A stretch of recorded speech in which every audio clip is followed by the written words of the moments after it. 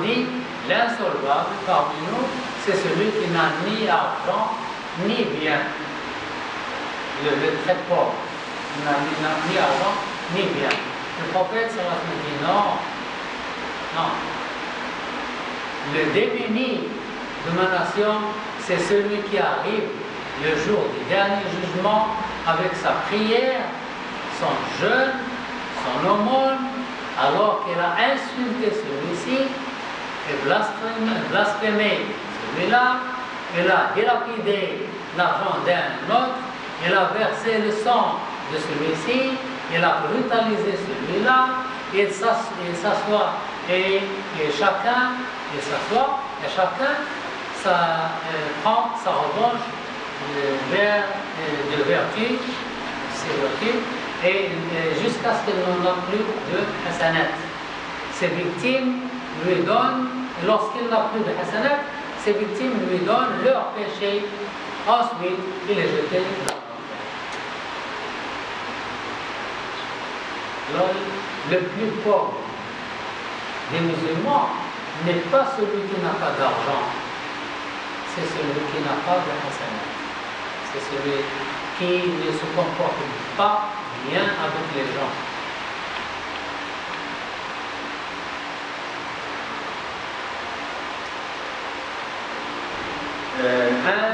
Un compagnon du prophète, un sahabi qui s'appelle As-Sa'd bin Jutama, avec un autre compagnon, Aouf bin Malik. Alors, Sa'd bin Jutama et Aouf bin Malik sont deux compagnons, deux amis du prophète. As-Sa'd bin Jutama et Aouf bin Malik, deux compagnons du prophète, ils étaient frères en islam. Un jour, Sa'd a dit à Aouf, promets-moi que le premier qui meurt vienne voir le vivant. C'est une promesse très étrange. Vous voyez? Promets-moi que celui qui meurt le premier vienne voir le vivant. Aouf a dit, est-ce possible? Et Sa'd dit, oui. Sa'd était mort le premier. Sa'd était mort le premier.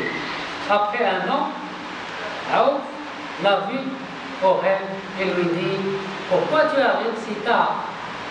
Il lui répond, je viens juste de terminer le jugement. Aouf a dit, et comment ça s'est passé?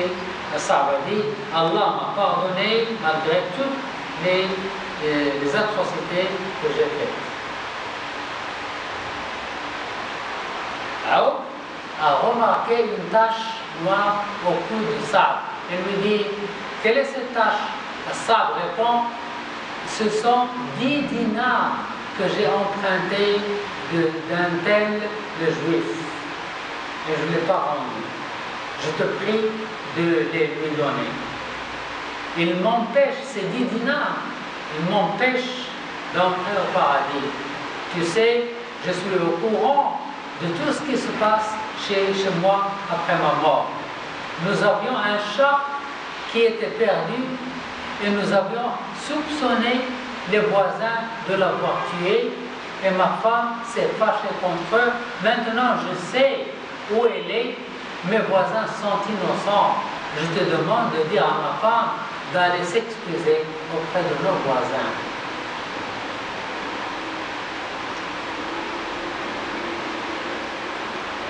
Sa'd continue en disant, écoute Aouf, je te demande d'aller chez ma femme et lui dire de se patienter car notre fille va mourir dans 6 jours. Et je l'attends pour lui prendre la main pour entrer tous les deux au paradis. Je te demande d'aller dire à ma femme de se patienter parce que notre fille va mourir et qu'elle ne pleure pas. Je l'attends pour, lorsqu'elle arrive, je prends sa main et pour entrer au paradis. Regardez une drôle de promesse et un drôle de rêve. Ce hadith prouve que les dettes sont les obstacles qui empêchent d'entrer au paradis. Les gens trouvent l'idée très facile. Ils empruntent de l'argent et ils l'oublient, ils ne rendent pas l'argent. C'est dangereux. C'est dangereux. Il faut rendre l'argent à celui qui vous a prêté. Les morts savent ce qui se passe chez eux et chez les gens qu'ils connaissent. Ils savent ce qui se passe. Les enfants joignent leurs parents au paradis, c'est dans le Coran.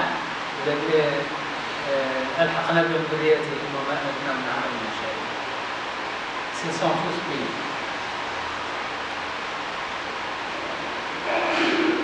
Un autre cas, un homme est mort. Son fils l'a vu au rêve.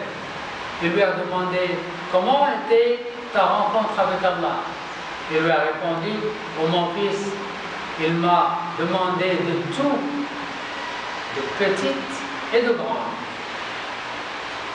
Parmi les choses dont il m'a demandé, une fois, je suis passé à côté d'un chameau qui portait un tas de paille. J'ai pris une petite paille que j'ai servie comme cure-dent. J'ai pris une petite paille pour servir comme cure-dent. Il m'a dit, pourquoi tu l'as pris sans permission? Une petite paille, c'est quoi? C'est rien. Mais il m'a dit, pourquoi? Qui te l'a donné? Cette paille ne t'appartient pas. Qui te l'a donné? Pourquoi tu l'as prise sans permission?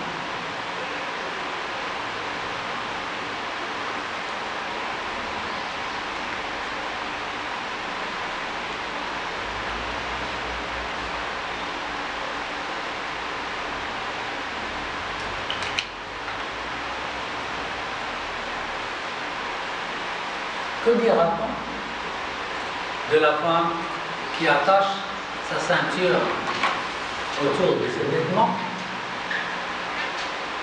puis elle met son vêtement, et au lieu d'acheter des légumes ou des fruits secs, elle prend des choses et les fait glisser dans la manche. Elle prend les fruits secs et les fait glisser dans la manche et elle se trouve ici.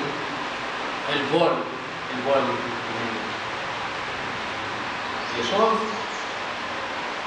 elle prend les choses et les fait glisser par sa manche sans se faire vivre, et les choses seront groupées dans ses vêtements, attachés par la ceinture. Le montant des marchandises volées est mis dans une tirelire pour aller faire le ramadan. Elle vole des marchandises pour ramasser de l'argent pour aller faire le pèlerinage ou pour aller faire la ramadan. Ça veut dire que c'est pas